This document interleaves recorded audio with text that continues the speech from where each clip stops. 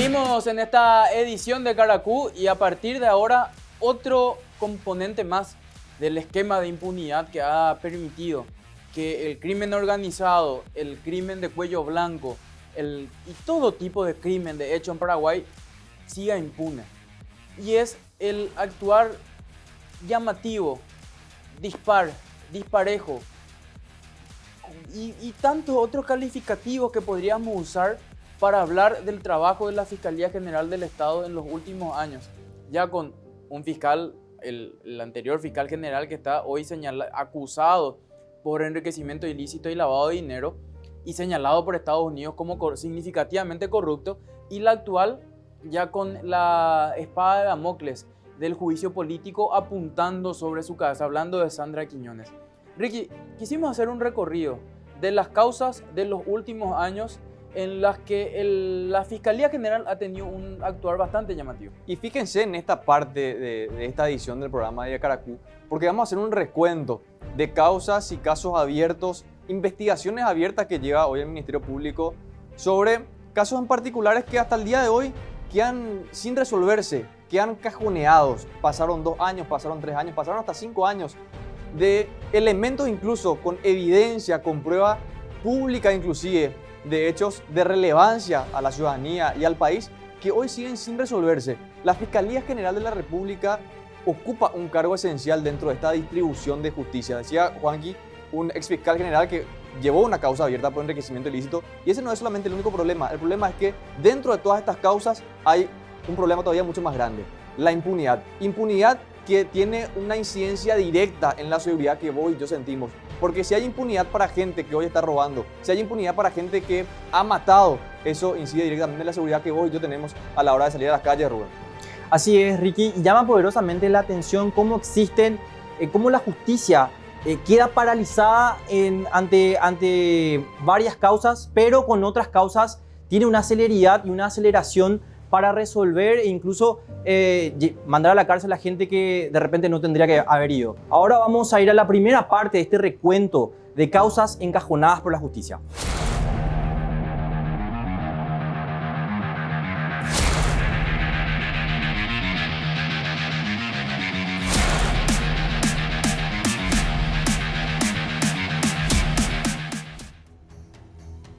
La justicia paraguaya no se caracteriza precisamente por su celeridad ni por su rapidez para resolver conflictos y destrabar causas. Todo lo contrario. Chicanas, encajonamiento de causas, selectividad y miradas a otro lado son parte del día a día en materia jurídica.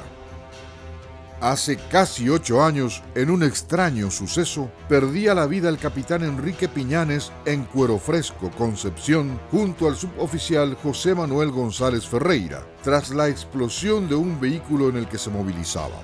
La familia del militar alega que la investigación se vio frenada desde un principio y que la propia fiscal general del Estado, la cuestionada Sandra Quiñones, se negó una y otra vez a recibirlos para poder interiorizarse del caso.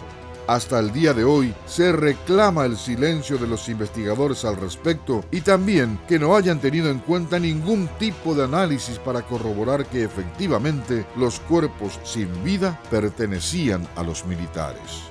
Llama poderosamente la atención que siga pasando el tiempo y que los encargados de dilucidar el caso no se comprometan fehacientemente a resolverlo, alegando cuestiones delicadas que forman parte de la investigación. Probablemente una de las mayores estafas del transporte público en tiempos de democracia fue la fallida obra del Metrobús. Miles de comerciantes vieron afectados sus ingresos por las obras. Millones de ciudadanos sufrieron horas de demora en el tráfico. Todo por la promesa de una mejor calidad de vida. Pero las promesas no pasaron de ser más que una bomba de humo. La empresa adjudicada por el gobierno de Horacio Cartes se fue, se llevó millonarios depósitos y dejó nada, absolutamente nada. Después de haber labrado acta del abandono de la zona de obras, anuncio que vamos a tomar las medidas legales y financieras correspondientes a lo que en el contrato con esta contratista se llama abandono de obras.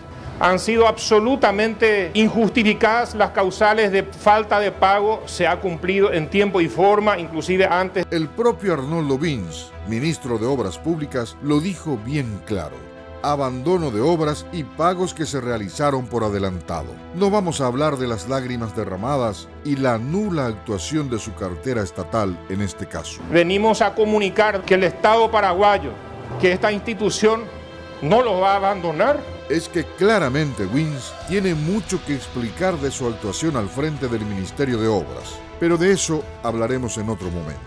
La obra quedó oficialmente abandonada en octubre de 2018, es decir, hace ya casi más de 3 años. La Fiscalía no movió un solo dedo, y eso que se presentaron 2 denuncias para ayudar al lento Ministerio Público. Aún así, nada. La causa estuvo a cargo de la fiscala Esmerilda Álvarez. Solo eso se supo del proceso que camina hacia la impunidad.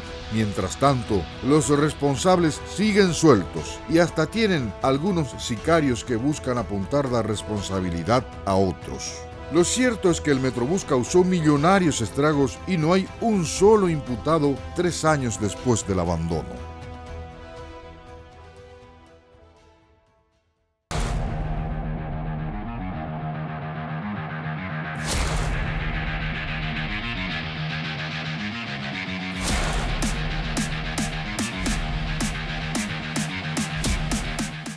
Primera parte de estas causas encajonadas, cajoneadas, mandadas al freezer, si así prefieren, en la Fiscalía General del Estado. Llamativamente causas que tienen actores políticos o actores económicos muy importantes y que han quedado en el olvido, que han quedado en la impunidad, como ya decía Ricky antes de ir a la pausa.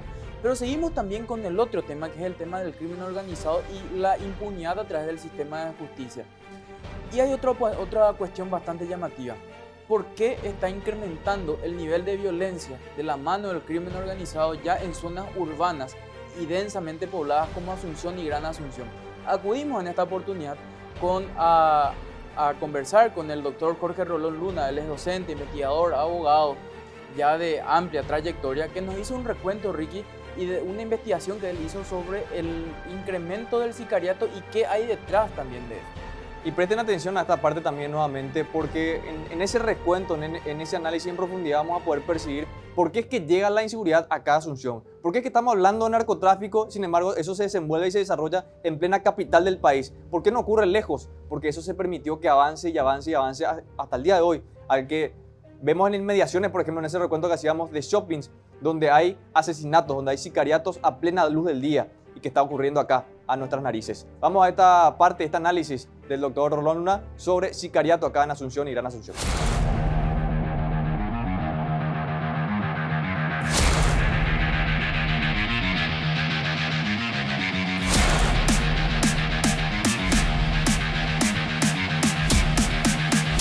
Es factible, digo factible porque es una hipótesis, decir que el negocio del narcotráfico se está expandiendo a otras regiones del país. Y cuando me refiero a negocio no me refiero a la venta al menudeo, me refiero al gran negocio. Por un lado, es un proceso natural, digamos, los países que son productores o que son países de tránsito, con el transcurso del tiempo también se van convirtiendo en países consumidores. Ha pasado en México, ha pasado en Colombia, está pasando acá en Paraguay. Por otro lado, a mi parecer, el negocio de la cocaína ha venido incrementándose de manera exponencial en los últimos tiempos, aunque ya tenemos episodios vinculados a la cocaína como el del año 85, ya hace mucho tiempo que fue el caso en que fueron presos Rosati, el colombiano García Corredor, que fue liberado en días. De ese tiempo a esta parte han pasado muchas cosas que han convertido a la cocaína en el gran negocio de los traficantes paraguayos. Al punto que, y esto se concatena con lo anterior, hoy tenemos las rutas fluviales bastante activas, y cuando se habla de muy activas en el tema de cocaína, se habla de mucho dinero. Y eso se refleja en los decomisos últimos, que son históricos, tanto en puertos europeos y los decomisos acá, que han sido históricos en los últimos 2 años. Si tenemos en cuenta que de los millones de contenedores que existen en el mundo, apenas un 0,2% es revisado. debemos imaginar que estos decomisos históricos de estas cantidades importantes de cocaína son apenas una parte muy pequeña de todo el tráfico que está partiendo desde acá. Entonces, ese es un polo nuevo, digamos. Y eso, obviamente, también podemos aplicar a lo que ocurre en zona de frontera, que de ser un lugar de tráfico tradicional de marihuana, Paraguay es el primer país productor en Sudamérica, segundo en América Latina, cuarto en el mundo, y abastece uno de los mercados más grandes del mundo, que es el mercado brasileño. Tenemos que el rubro de la cocaína hacia el mercado brasileño se ha incrementado también. Y ahí hay una cuestión muy interesante de señalar, que es el crecimiento mundial del consumo de cocaína y el crecimiento muy importante del consumo de cocaína en Brasil, que lo sitúa como el segundo consumidor mundial. Lo que era un negocio acotado a zonas de frontera se vaya expandiendo geográficamente, pero también hay una expansión de la actividad y de los montos. Y la cocaína, a diferencia de la marihuana, genera ganancias mucho mayores y puede corromper todo lo que aparece en su camino. Ese es el gran peligro de la cocaína cuando se asienta como actividad del crimen organizado en nuestro país. ¿Qué pasa? El tráfico de drogas es un negocio en el que no puede haber un desarrollo importante sin complicidad del Estado. Es imposible, literalmente imposible, por varias razones. En primer lugar, porque la droga se vende en la calle. ¿Sí? ¿Qué significa eso? Que el delincuente tiene que mostrarse. ¿Sí? Y es tan fácil saber quién vende droga como ir a preguntar en la esquina de cualquier barrio y decir dónde se puede conseguir tal o cual droga. En realidad, el problema acá del tráfico de drogas y de todas estas organizaciones criminales en nuestro país es la relación simbiótica que tienen con la clase política. Y en el caso paraguayo, es factible decir que, sobre todo en zonas de frontera, el narco participa activamente de la política. O sea, intendentes, concejales, metidos hasta el cuello. Y además, en ciertas zonas de frontera muy calientes, Amambay, por ejemplo, es literalmente imposible dedicarse a la política sin la aprobación del narco. Es un riesgo para la vida. El sicariato se convierte ya después, con el paso del tiempo, en un problema muy grave de derechos humanos. Porque a su vez, con el pretexto de resolver, entre comillas, el problema de la violencia de las organizaciones criminales, el Estado no tiene miramientos, ¿sí? Y utiliza tanta o más violencia que las organizaciones de narcotraficantes. Hemos visto que esta guerra contra las drogas termina impactando en la población civil, ¿sí? Porque el discurso que se maneja también es que estamos todos hartos de la inseguridad, de la violencia del narco, y la gente es como que acepta, a veces tácitamente, a veces expresamente, que las fuerzas de seguridad abusen del poder que tienen y las garantías del debido proceso, los derechos humanos se dejen de lado con el pretexto de combatir el narco. El dinero sucio que aparece cuando existen este tipo de actividades que generan mucho dinero, distorsiona totalmente el mercado. Los alquileres, por ejemplo.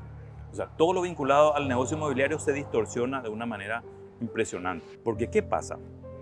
Si los narcotraficantes y los grandes financistas de estos negocios pueden comprar cocaína para revenderla, ¿por qué no podrían comprar la voluntad de los políticos y comprar leyes, comprar políticas económicas, comprar licitaciones? La delgada línea que divide a los negocios legales e ilegales se vuelve cada vez menos visible. Gran parte de los negocios de estas grandes organizaciones hoy día se han vuelto negocios legales. ¿Y cómo competir con alguien que no necesita ir a un banco y pedir un préstamo por el cual va a tener que pagar un interés importante, si el dinero fluye de una manera impresionante? O sea, tiene menos costo financiero, tiene más accesibilidad al capital para invertir. Entonces, el que quiere dedicarse a ciertos negocios de manera legal no puede competir con estos actores. El problema es global, o como llama este criminólogo español, glocal. Él habla de la globalización de la inseguridad. ¿Por qué? Porque esto tiene una dimensión global y una dimensión local. O sea, un caso de sicariato en nuestro país en realidad está vinculado al europeo que consume cocaína que pasó por territorio paraguayo. Básicamente, estos hechos forman parte de un proceso de deterioro de de la seguridad en el país que viene desde hace bastante tiempo, ¿verdad? De hecho, es algo que nosotros habíamos advertido en su momento hace bastante tiempo cuando estudiábamos la situación del país. Veíamos justamente cómo se incrementaba la presencia de organizaciones criminales, cómo se fortalecía la vinculación entre política y crimen organizado. Y ciertamente nos preocupaba porque veíamos que en un momento determinado, si no se tomaban medidas sumamente fuertes en cuanto a prevención y contención de la criminalidad para enfrentar al crimen organizado también, teníamos el temor de llegar a situaciones límites como las que estamos viendo ahora, ¿verdad? Donde las organizaciones criminales en el norte, el EPP y otras organizaciones más, se han fortalecido, el crimen organizado también en general, el sicariato y sobre todo, y lo que a mí más me preocupa, la vinculación entre crimen organizado y política. Hay que fortalecer el poder judicial, hay que enfrentar problemas sociales que generan un caldo de cultivo favorable para que las actividades criminales muchas veces reciban el apoyo de la población y esto se logra únicamente con políticas en materia económica, en materia social y grandes consensos. Ahora, para mí lo más importante y lo más crítico en este momento es enfrentar con mucha decisión y con mucha firmeza esta creciente vinculación entre crimen organizado y política. Cuando el crimen organizado, que narcotráfico, tráfico de armas, tráfico de personas, mueve recursos tan importantes que esos recursos pueden llegar a inficionar y lo están haciendo como en nuestro país, pero pueden poner en entredicho la propia viabilidad de un Estado. Podemos citar el caso de Haití, por ejemplo, donde bandas criminales tienen más capacidad de fuego que las propias fuerzas públicas, tienen más influencia y tienen más poder que las propias fuerzas públicas. Y bueno, y acá hemos visto cómo, por ejemplo, cuando se lo mató a Arafat, una organización criminal tuvo el control de la ciudad durante muchas horas y las fuerzas públicas, ni policías ni militares pudieron hacer nada, o en el asalto que hubo en Ciudad del Este. Y esto es un poco la consecuencia de cuando determinadas actividades criminales tienen el amparo del Estado, por ejemplo, el tráfico del contrabando de cigarrillos, que comparte ruta con el narcotráfico y con otras actividades delictivas más. Entonces, si la fuerza pública o el Estado o el poder político amparan el contrabando de cigarrillos o liberan las rutas del contrabando de cigarrillos, están liberando también las rutas del narcotráfico y de otras actividades delictivas. Pues yo creo que un punto de partida importante es que exista un amplio consenso que hay que enfrentar con mucha decisión esa vinculación que existe hoy entre política y crimen organizado.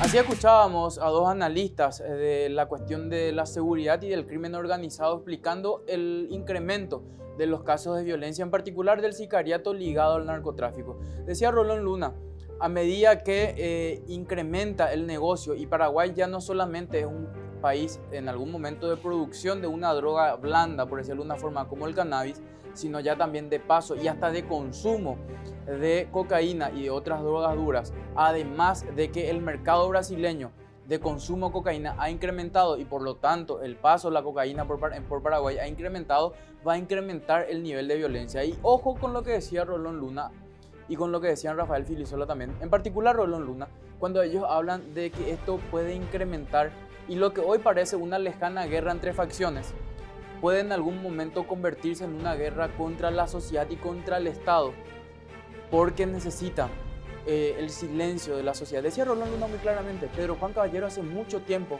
que no tiene una protesta cívico-política contra el avance del crimen organizado. El silencio es lo que busca el crimen organizado para asegurarse la impunidad. Cuando no lo consiguen con plata, lo tratan de conseguir por la vía del plomo, Ricky.